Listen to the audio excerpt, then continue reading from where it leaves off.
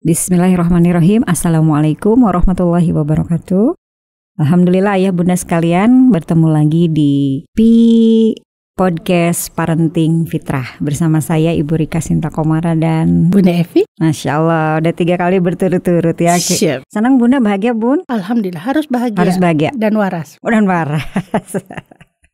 Masya Allah, bersama Bunda Evi selalu ada insight setiap hari kalau ketemu sama beliau, karena banyak hal yang bisa menjadi ilmu. 2 episode sebelumnya sudah disampaikan mengenai fitrah keimanan ya, fitrah keimanan dan fitrah sosial, individualitas dan sosialitas. Ya. Hanya merimain aja Ayah Bunda bahwa fitrah individualitas sosialitas itu bisa tumbuh dan berkembang salah satunya dengan memasukkan anak ke pesantren, gitu ya. Di pesantren itu wadah yang efektif untuk membantu anak-anak kita mengembangkan fitrahnya, fitrah individualitas, fitrah sosialitas, dan fitrah yang lainnya.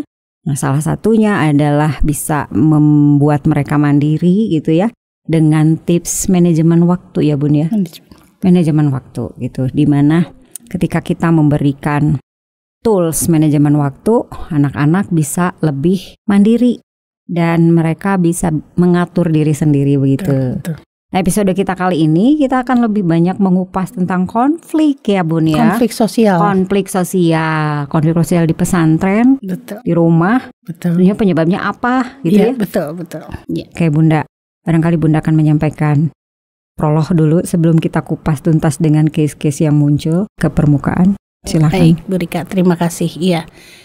Kenapa kita punya PR tersendiri terhadap konflik sosial di anak usia 12-15 tahun? Karena mereka sedang tumbuh menjadi makhluk yang sangat peduli dengan lingkungannya. Itu positifnya ya teman-teman gitu, ayah dan bunda gitu. Kita namakan peer pressure gitu. Itu ada tekanan sebaya gitu. Karena mereka ingin diterima. Itu 12-15 itu saat-saat mereka ingin diakui eksistensinya bersama teman-temannya gitu. Nah, ini kenapa menimbulkan konflik gitu. Bisa menimbulkan konflik dan bisa memberikan efek yang positif. Peer pressure kalau diterima oleh anak yang mempunyai problem solving yang baik, itu akan dijadikan tekanan yang positif atau eustress gitu ya. Stres yang positif yaitu bagaimana lingkungan bisa mendorong dia untuk jauh lebih berprestasi. Karena teman-teman yang lain berprestasi, dia ingin berprestasi gitu ya. Teman-teman yang lain mempunyai aktualisasi yang nyata di dalam kehidupan mereka, kehidupan remajanya, mereka juga ingin gitu. Itu positif. Tapi ketika itu tidak bisa dihadapi karena tadi regulasi diri belum tuntas, individualnya yang pembicaraan kemarin itu belum tuntas gitu ya. Nah, ini yang akan menimbulkan tekanan lingkungan. Kok aku nggak bisa kayak mereka, atau ingin masuk ke dalam circle tertentu, mereka tidak membawa dirinya, jati dirinya, tapi mengikuti gitu. Kalau itu baik, dia akan baik. Grup itu macam-macam ya Bu Rika ya. Circle itu ada yang circle sukanya begini dan circle sukanya begitu. Dengan pengawasan pasti circle itu diinginkan mempunyai circle yang sehat gitu. Tapi ada circle yang memang hobinya misalnya hayu bolos bareng gitu ya. Hayu misalnya males bareng gitu atau dan lain sebagainya, itu negatif sebetulnya. Ingin diakui tapi dia tahu bahwa itu tidak benar, tapi karena ingin diakui oleh circle gitu, maka dia akan berusaha seperti circle-nya gitu. Nah, peran kita apa? Peran orang tua apa? Kita mengkondisikan bahwa sudah menjadi frame berlomba-lombalah dalam kebaikan, bahwa jiwa mereka yang ingin berkompetisi itu kita hidupkan. Sehingga jiwa mereka berkelompok kita hidupkan, jiwa mereka yang ingin bersaing kita hidupkan gitu. Tapi ke arah yang memang secara validasi potensinya kita akui. Makanya wajib sekali kalau di sekolah itu memvalidasi ke semua kecerdasan Bu Rika gitu ya. Ada yang menonjol di akademik, non akademik, seni, olahraga ataupun apa. Kalau memungkinkan ada ekskul, alhamdulillah gitu. Tapi kalaupun tidak, kita ada pengembangan misalnya di guru tamu gitu. Belum masuk ekskul nih, tapi ada guru tamu kayak misalnya literasi di sini sudah ada belum? Ya, sudah ada ya. Alhamdulillah gitu ya. Kita namanya gelis. gelis. Tapi sanes gelis. Apa itu tuh? Ada gerakan literasi inspirasi. Nah, itu SMP Putri misalnya ada yang secara talent dia linguistik. Linguistiknya bisa berdasarkan literasi ya, atau dia misal storytelling nantinya, menulis lah atau apapun gitu. Ada kan guru-guru yang inspiratif gitu untuk bisa menulis, dan wadahi mereka untuk menulis dijadikan buku nyata gitu ya. Dan itu memvalidasi sehingga mereka kayaknya aku bisa gitu. Seseorang itu pasti akan ada fitrah bakatnya. Insya Allah ada, Bu Rika. Insya Allah. Hanya kita sering mengeneral bahwa yang pintar itu adalah pintar yang eksakta atau misalnya ranking ke-1 gitu. Nah, mereka yang tertekan oleh peer pressure atau tekanan sebaya itu akan self development tersendiri, mencari aktivitas sendiri, berkembang sendiri. Betul, karena tidak diwadahi, jadi mereka mencari sendiri dan mereka tidak bisa belum bisa memilih mana yang baik gitu ya. Gitu. Nah, itu ingin diakui aja. Pokoknya ingin diakui aja ingin diakui baik itu misalnya beberapa kasus nih ya Bu Rika ya yang kita sedang hadapi misalnya ya.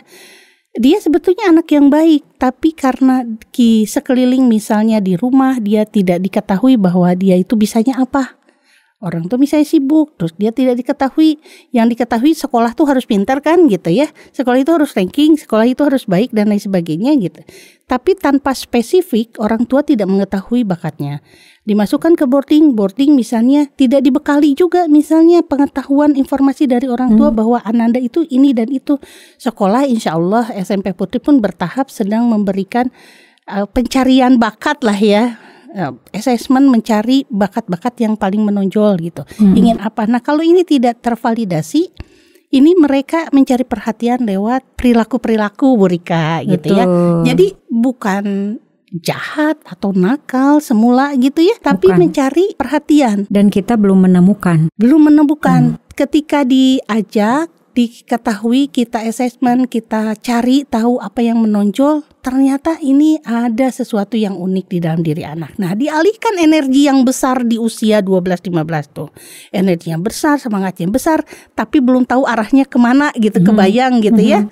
Arusnya kemana, itu arus sudah mendekat dengan fitrahnya sudah sangat sedang semangat-semangatnya gitu ya, puncak-puncak remaja itu sedang bertumbuh, tapi kemudian tidak diarahkan, kebayang itu air akan melebar kemana-mana kayak air bah gitu.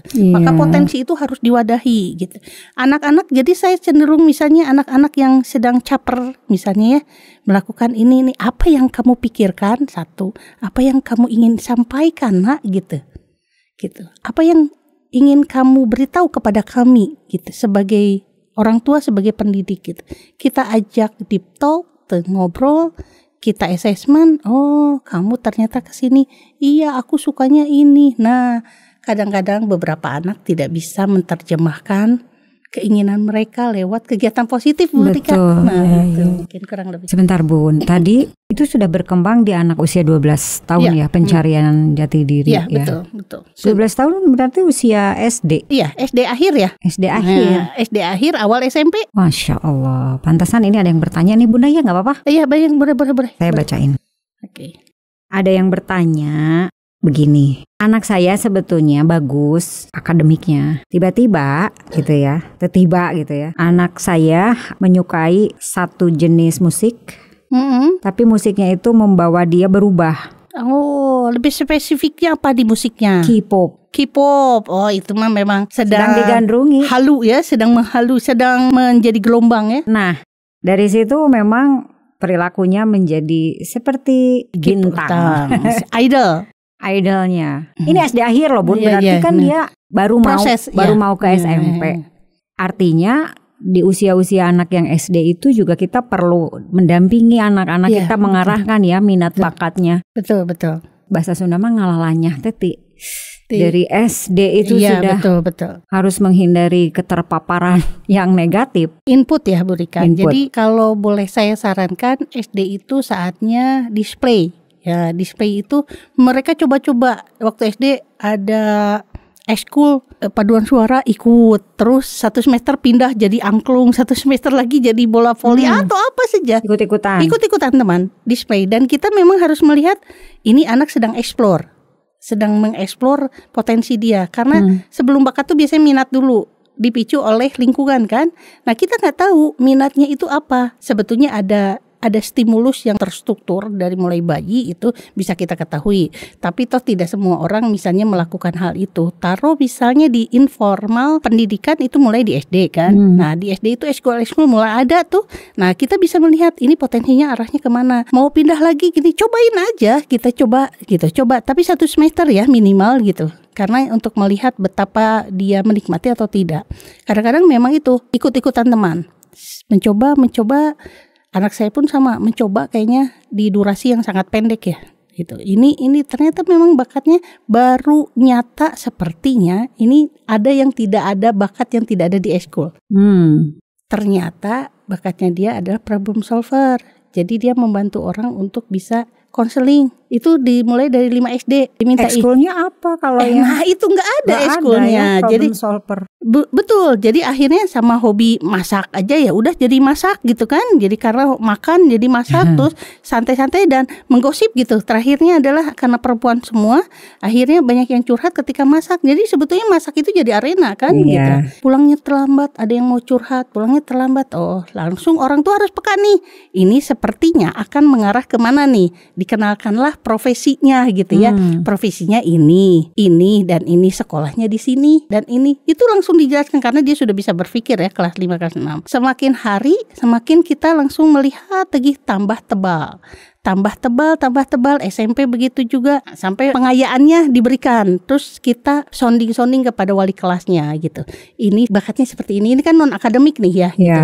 Ini dan ini, oh iya betul, nanti tolong bisa diwadahi tidak gitu dengan role playing itu ya. Minta bantuan misalnya kalau ada konflik dan lain sebagainya, seolah-olah jadi mediatornya dan lain sebagainya. Jadi sebenarnya rekayasa gitu. Makanya saya suka sekali dengan sekolah yang bisa memfalis rekayasa lingkungan pembelajaran. Iya betul. Rekayasa lingkungan karena ini non akademik. Lombanya apa ya, konseling kan tidak ada ya. Betul. Tuh, makanya kita berhubungan dengan kepala sekolah, misalnya dekat dengan kepala sekolah, dekat dengan wali kelas dan guru-guru gini. Ini ada yang saya lihat betul tidak bakatnya seperti oh iya ternyata betul dan lain sebagainya. Wah, dijadikanlah misalnya asisten. Karena misalnya di SMP kan sering ada konflik nih antar teman sebaya. Ya biasanya soal bahasa. Nyindir, apalagi perempuan ya. Nyindir bahasanya, terus menegur dengan cara yang tidak asan ataupun bergibah misalnya ya dan lain sebagainya. Nah, ini bisa nggak dijadikan sebuah mediator gitu dan lain sebagainya. Jadi terkadang begitu rekayasa betul. Kalau yang saya alami ya. Sekarang mah anak-anak juga punya istilah gibah membawa hikmah katanya. Atau ada juga ya Allah itu anak-anak betul ada saja pembenarannya ya. Ini bukan gibah Buddha tapi fakta. Kayak gitu ya. Jadi definisi gibah adalah kita harus terangkan dan lain sebagainya. Fitrahnya perempuan kan linguistiknya lebih banyak ya betul. 20.000 kata ya Bun. Betul. Nah dan ini memang potensi, menurut saya potensi. Tapi kalau kita tidak mengalirkan dalam wadah dan jalur yang benar itu akan jadi malapetaka. Bun, ada yang memberikan informasi juga. Sebetulnya 20.000 kata yang harus dikeluarkan oleh perempuan yang punya fitrah linguistik luar biasa, itu nggak harus dalam bentuk kata-kata katanya. Dengan bertilawah juga itu. Iya, betul. Sedang gitu itu kan berkata-kata Bu Rika. Berkata-kata. Itu bahasa. Kalau kita berkata-kata berarti ada bahasa Indonesia. Tapi berkata-kata juga bisa dalam bahasa Arab dengan tilawah. Tilawah ya. Iya, betul. Dan kalau misalnya teman-teman suka membaca, saya termasuk yang membaca dan itu dikomentari diri sendiri gini. Oh, jadi materinya ini begini. Oh, jadi problem solvingnya begitu. Jadi bicara sendiri gitu. Diskusi dengan diri sendiri gitu untuk menghamburkan. Tidak, tapi memang saya lebih nyaman kalau semuanya diungkap gitu ya. Terkadang kayak misalnya makan juga mengungkapkan diri sendiri betapa nikmatnya ini makanan gitu ya. Itu adalah bentuk linguistik. Gitu. Nah, tadi antara bakat, terus tekanan sosial, bagaimana cara menyalurkan, itu adalah PR-PR di SMP gitu. Tadi termasuk pertanyaan gitu. Kita orang tua harus peka, oh ya ini ada bakat misalnya seni di musik. Tapi karena input yang lebih derasnya adalah K-pop sekarang, bukan nasyid misalnya. Karena kan saingannya kita dengan media sosial ya. Betul. Nah itulah saringan itu yang harus kita belokkan, tidak menghakimi. Karena kalau kita cut dia akan ngipop di belakang kita misalnya ya. Kita arahkan juga kita tahu dong siapa K-pop yang jadi andalan dia gitu. Nah, cari tahu terus ini artinya apa, terus ini sebetul-betulnya adalah apa yang kita ucapkan adalah harus berupa kebaikan. Kalau syair yang kamu ucapkan itu adalah ajakan yang tidak baik, tapi kita nggak ngerti nih, coba cari tahu dulu arti bahasanya. Misalnya dia asal nyanyi Korea lah gitu ya, ternyata isinya cinta-cintaan, ternyata isinya mengajak maksiat gitu. Iya, ngajak maksiat. Berarti kan kita secara tidak sadar menyerukan. Kita nggak ngerti, orang lain nggak ngerti, tapi bahasa itu adalah punya maksud gitu. Akhirnya kita jadi dekat dengan maksiat itu, gitu misalnya. Yuk kita rubah, boleh. K-pop itu tidak semuanya misalnya tidak bagus, gitu. Tapi kalau misalnya kriteria bagusnya apa? Misalnya isinya baik, terus misalnya video klipnya juga sopan gitu ya. Terus isinya menjadikan ajakan, mungkin juga karena orang Korea juga ada yang Islam gitu kan. Banyak. Nah, gitu banyak. Ya. Kita kurang literasi aja. Ya, nah gitu kan, itu banyak yang nyanyinya adalah orang Korea yang salawat gitu ya. Kan itu banyak juga. Jadi si K-popnya itu tidak langsung K-pop gitu, patah langsung seketika, tapi inputnya dibanyakin. Digeser sedikit demi sedikit, digeser sampai dia membentuk sebuah pemahaman baru gitu. Kita tuh sedang bersaing sebetulnya Bu Rika, input dari luar dan input dari dalam gitu ya. Nah, kadang-kadang orang tua nih ya, karena tidak berarti minim literasi, nggak punya kemampuan untuk membaca, tapi karena dorongan waktu dengan kesibukan, sehingga hilang kepekaan itu dan gimana sih, jadi ke emosi gitu ya. Mulai lagi aja dari awal. Jangan khawatir ya Bunda, tenang aja. Terus aja mulai dari awal. Mulai dari awal gitu. Karena setiap waktu itu Allah yang menentukan ya. Kita akan jadi lengah dan kita termasuk yang sia-sia ketika kita sudah tahu tapi kita tidak melaksanakannya. Tapi kalau misalnya kita sudah tahu dan bismillah akan dimulai gitu ya. Kecepatannya itu masing-masing secara individual gitu ya. Bismillah aja dulu, seraya minta pertolongan Allah dan kita berusaha untuk langsam yuk, pelan yuk. Nah seperti itu. Menghadapi anak-anak yang sedang mencari jati diri ini di SMP gitu, itu memang seni tersendiri Bu Rika gitu ya. Bagaimana mereka senang berkumpulnya, dorongan peer atau circle-nya, peer group ya istilahnya, betul sedang kenceng-kencengnya, dan ini bisa jadiin positif. Kalau bahasa dari saya nih gitu, SMP itu pasti ada circle nih, ada circle teman-teman orang tua gitu ya. Nah kalau untuk guru cari ketuanya, cari kepala circle-nya, karena nanti buntutnya ikutan gitu ya. Jadi sebetulnya itu ya itu cara mudah gampang ngomongnya gitu. Tapi pada kenyataannya memang kita harus ngelihat leadernya siapa di situ. Karena mereka cenderung ada follower gitu. Nah itu kita ambil, kita edukasi, kita dekatin, kita bisa percayakan, kita berikan tanggung jawab, itu akan efektif. Dari berapa ratus siswa itu ada berapa circle, petakan gitu ya. Ini gitu.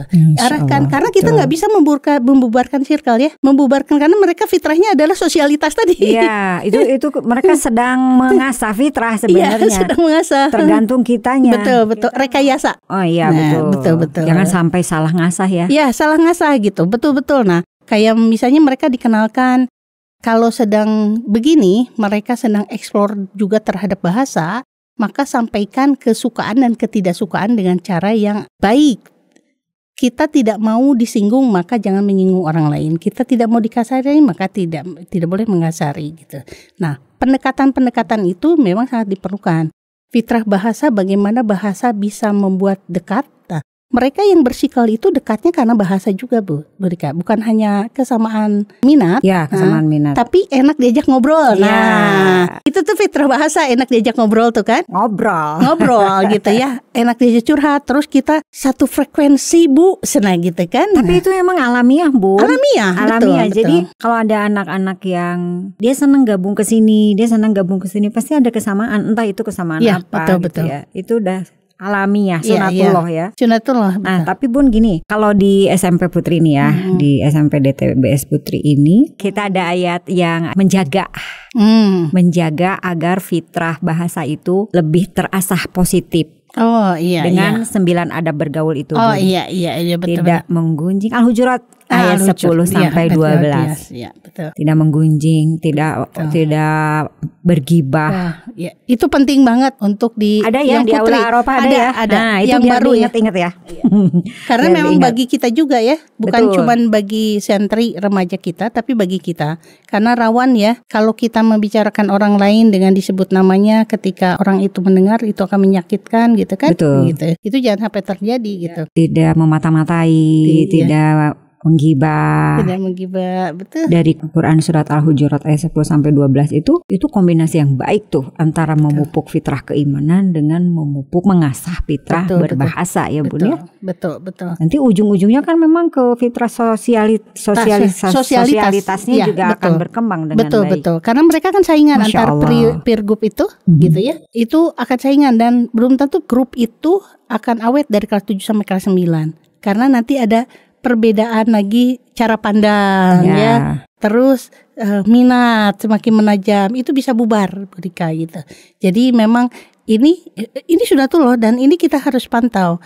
Nah, untuk bisa efektivitas menyampaikan tadi adab-adab berbicara, adab-adab berkomunikasi, itu untuk anak SMP harus pakai simulasi atau role playing Bu Rika. Role playing ya teknisnya. Harus. Jadi jangan sampai ceramah saja gitu bahwa ini ada 9 adab, ini mereka aku sudah baca tapi belum. Nah, itu kan apalagi jadi imposter gitu. Itu hanya reminder, tapi untuk masuk ke dalam belief atau trust ke Allah itu gitu.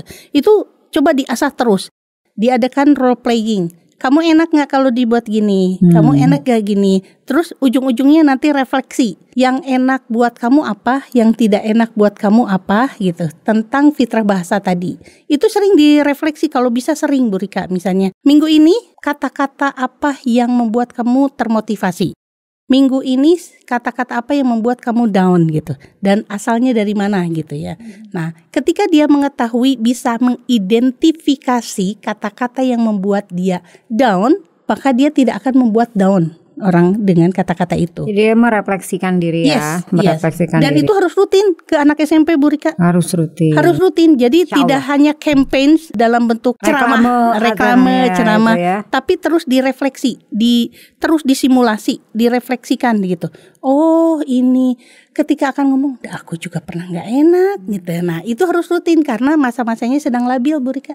Ya, Begitu. betul. Jadi tolong sampaikan, mungkin ya ada sedikit aja dengan wali kelas atau apa saat-saat bonding gitu, atau dengan musyrifah ya, sering merefleksi, sering nulis gitu.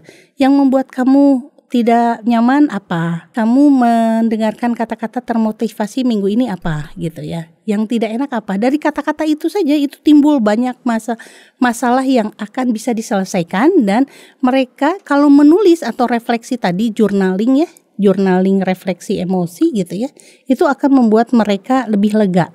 Sehingga ketika perempuan nulis lebih banyak kata-katanya, insya Allah akan belajar untuk ditata gitu. Belajar ya Bu Rika ya, karena ini proses gitu. Betul, insya Allah. Alhamdulillah Ayah Bunda. Tidak terasa ya Bu Rika ya? Tidak terasa, tapi belum ada satu lagi nih Bun. Apa? Tips kalau untuk orang tua bagaimana? Oke, baik. Kan gini, orang tua tuh ada tipe-tipe orang tua, pokoknya mah saya mah percayain aja lah ke pesantren. Dan saya tahu pesantren itu pasti akan mengarahkan pada hal yang baik gitu ya. Iya. Nah, tapi agak abai gitu dengan proses gitu ya. Iya. Tapi ada juga tipenya yang mau diajak kerjasama gitu. Iya, betul. Nah, sebetulnya posisi atau sudut pandang orang tua agar ritmenya lebih sama gitu, gimana Bunda? Ya, selain memang dia pun harus mencari ilmu yang sama, yang sejalan, satu ritme dan satu pola dengan pesantren. Banyak fasilitas dari DT ini yang membuat orang tua juga sama-sama mencari ilmu. Ada Al-Hikam sore hari dan Marifatullah, lalu MQ pagi mungkin ya gitu, dan misalnya SMP Putri dengan podcastnya gitu ya, podcast boleh gitu ya. Betul, sehingga orang tua juga wawasan untuk mengenal pola pendidikan di DT seperti apa menjadi satu irama. Dan membawa itu ke rumah. Nah, gak apa-apa penyesuaian, kan rumah juga harus dikasih warna yang sama. Masa rumah dengan sekolah berbeda warna, jadi anak kan gak bingung gitu kan. Nah, warna sama insya Allah akan lebih konsisten. Yang pertama itu. Yang kedua, kalau sudah sama itu akan lebih menghayati ketika mendoakan gitu ya. Karena sudah sama ya, tinggal mendoakan gitu. Karena doa yang terbaik kan adanya di orang tua ya. Anak-anak itu Masya Allah ya, itu terus harus didoakan gitu. Karena kewajiban kita selain memberikan fasilitas sandang pangan papan, juga hak mereka mendapatkan doa dari kita. Betul sekali, doa. Itu doa. Dan selebihnya adalah ikhtiar untuk sesuai dengan usianya tadi, memvalidasi tanpa menghakimi, mendengarkan mereka, memahami dan mengarahkan. Ikut. Nah, kalau orang tua dan sekolah sama, insya Allah rintangan, hambatan, gangguan, HTAG lah, HTAG, hambatan, ancaman, gangguan apapun yang membersamai anak-anak dalam proses belajarnya, insya Allah bisa ada jalan keluar. Karena orang tua dan sekolah satu irama, Bu Rika, gitu ya. Tapi ketika ada yang gejet nih, yang macet salah satu, inilah yang menjadi challenging kita bertambah berat gitu. Insya Allah ayah dan bunda, masalah itu besar dan kecilnya tidak masalah kata A. Tapi yang jadi masalah adalah apakah Allah menolong atau tidak gitu. Jadi salah satu yang mendatangkan pertolongan Allah adalah dengan doa, ridho, dan kita mempunyai hubungan yang silaturahim yang baik. Akhirnya bisa duduk bareng, bisa bonding bareng dengan sekolah, mencari solusi yang bareng. Insya Allah akan Allah tolong. Alhamdulillah. Alhamdulillah ayah bunda sekalian. Episode kita di Podcast Parenting Fitrah ini tentang fitrah, menjaga fitrah bahasa gitu ya. Ini bagus sekali untuk memberikan fitrahnya agar berkembang lebih baik, yaitu nilai kepekaan ya. Kepekaan. Di rumah orang tua harus mulai menumbuhkan bakat minat anaknya kemana begitu ya. Dan insya Allah kita akan ketemu lagi di episode yang akan datang. Kita sama-sama belajar ayah bunda di Podcast Parenting Fitrah. Alhamdulillah demikian. Terima kasih. Assalamualaikum warahmatullahi wabarakatuh.